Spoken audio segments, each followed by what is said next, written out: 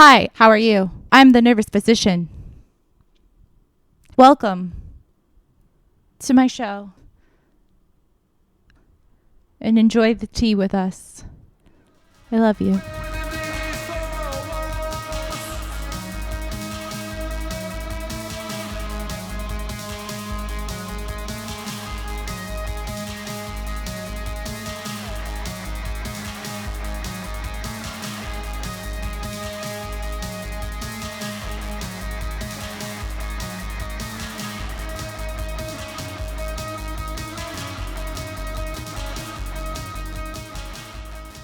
Alrighty. Hello. We are back for some more tea. Yes, it's tea time. Give me a second. Cheers. Cheers. Happy tea time. I almost drank the microphone. I don't think that'll taste that great. No. It's You'll have lipstick all over It's it. got my spit all over it. No, great. You know, it's getting chilly out, so I feel like tea time is getting way more appropriate.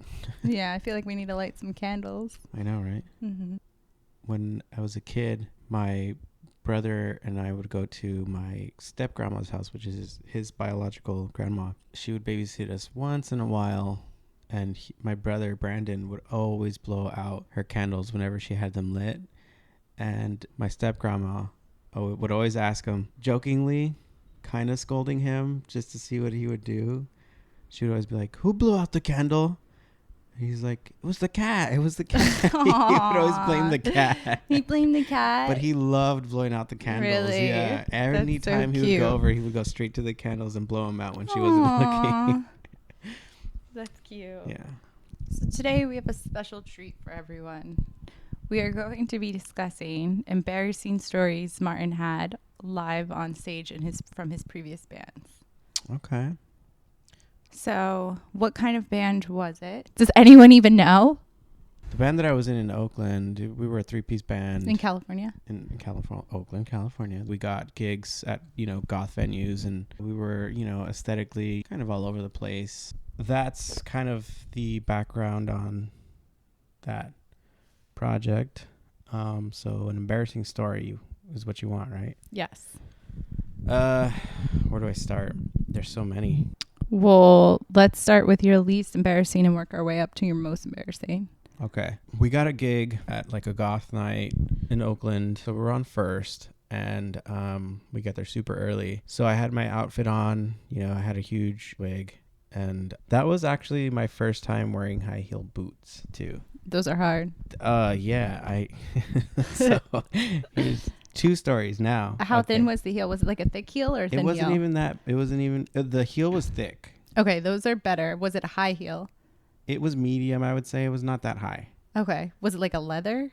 I think so. So I'm wearing these uncomfortable heels. We're playing the gig. Everything's going very smoothly. And one of our songs, I decided to do this crazy sort of outro, just kind of wailing on the guitar. Was it the last song or? It was, I don't remember what song it was. Okay. I was really in the moment.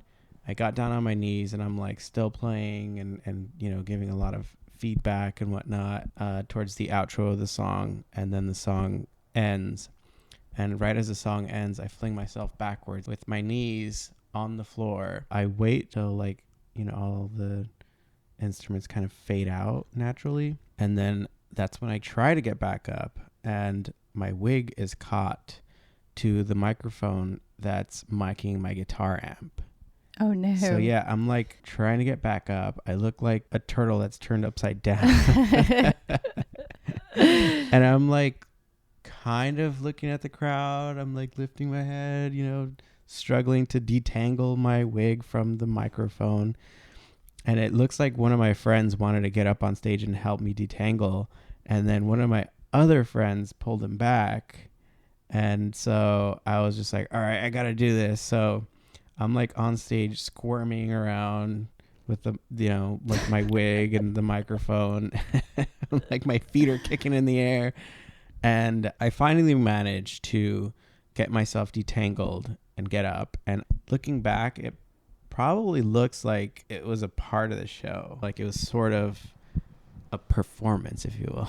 Did anybody ask you about it? No strangers asked us about it, but my friends, one friend that wanted to help me and the one that pulled him back, they did. And so what had happened was my friend Braulio wanted to get on stage to help me detangle. And my friend Dee Dee, she was like, no. He'll figure it out. Thanks, Dee Dee, and thanks, Braulio. But they were the only ones, and we talked about it, as a band, and kind of just laughed it over. But I think it was well played off, and it was not terribly embarrassing. But for a second gig, I was like panicking in the moment, That was a good story. I sometimes forget Who you tell. who I tell, how many times I've told them. It's like you're proud of your embarrassing Yeah. stories. So how many more do you want to hear? I have a pocket full of them. Let's hear the next one. So number 2 would be a show in Oakland. At the time, we were a 4-piece band, and our friend was filling in on like samples, triggering samples and triggering sound effects and stuff like that. So he was doing us a favor and, playing gigs with us. We pack up, get to the show, we're on stage, and we start playing. And the sampling was super loud, so loud you couldn't even hear the drums. Oh, that's bad. Yeah, and like everyone was like off key and playing to their own beat. Really? It was like you guys were all playing your own show at Yeah, this time. exactly. Like I was playing one song, somebody was playing a different song. It might as well have. It didn't happen that way, but everyone was playing to their own beat, their own rhythm. The drummer couldn't hear anything because he was way back. So was he just like, "Ba-choo, ba-choo, ba-choo, yeah, he's like, ba-choo." you know what? I'm just going to hope for the best.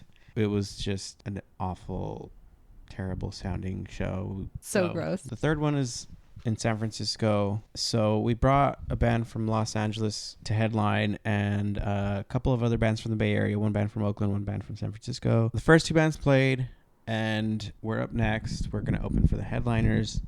So we go on stage, I got my drags on. We perform our first song, our introduction, smooth.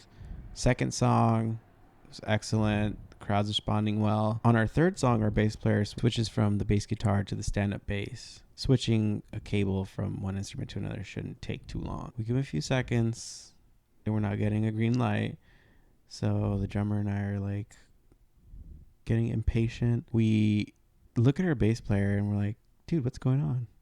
And he's like, I'm not getting a signal. I'm like, what do you mean you're not getting a signal? Like, so I try to help him out, and I'm like messing with the knobs and stuff of the amplifiers, and sure enough, there's no signal. And then the sound guy comes down, couldn't figure it out. And I'm like, well, dude, I don't know what to tell you. But you told him with your eyes? No, I was like, dude, I don't know what to say, man. I don't know. And so I just look at Stitch on the drums, and I'm like, start the show, man. Let's keep going. So we start to play our third song, and it's not as dynamic without the bass. It kind of crushed us. Like, really? Yeah, we're playing on stage, and we're like, this song is just, we're not doing it justice because the bass is missing. But we keep playing, the show must go on. It must go on. And, the mood of the crowd changed quickly. And they know that we're panicking, And so mid-song, the bass kicks in. By then, it was just too late. Our spirits were down. And so we play our next song, and we just couldn't get the mood back. And we couldn't get the crowd back either. We finished our set. We were just like in shock. We're like, did that just happen? As soon as we get our instruments off stage, our manager at the time yells at us. She's like, you, meet me outside. She's like pulling us by her ear, and our hairs were just like walking outside. Were you in your high heels? Oh, yeah. Stomping? Walking outside in my high heels just, as she's pulling us out. She just like let us have it outside. Ooh. See footage? I don't know. I understood. I was like, yeah, I get it. We blew it. She worked hard to get us this gig. To book the venue. Right after the headliners. Yeah, to book the venue, she brought out a band from LA. And well, the thing is, all of our friends were there. So all of our friends witnessed this very embarrassing moment. Oh, that's awful. Yeah. Here's the funny part, though. Haha. The show's over. We load up in the van, head back to Oakland. We unload back into the apartment, and we're all just like sitting in the living room, just hanging out, bummed out.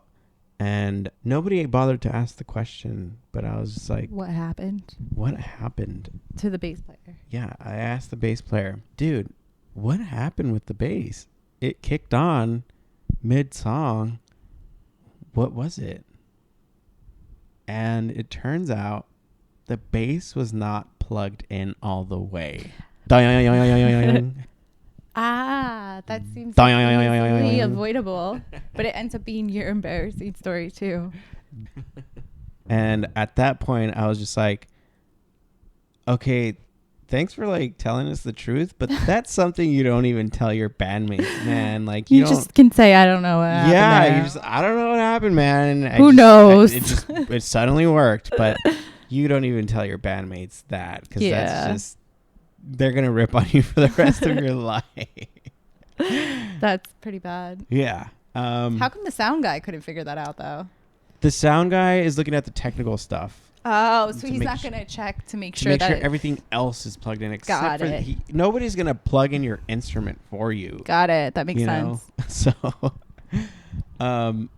yeah, that was funny. By the way, we have a date for the EP, and that is December 4th. December 4th. I will be releasing a single prior to that date, just to kind of give you a preview of the kind of cacophony I've come up with. Other than that, I'm pretty stoked about it. Can you tell? This tea is so hot. So hot. So hot. It is so hot. Ah.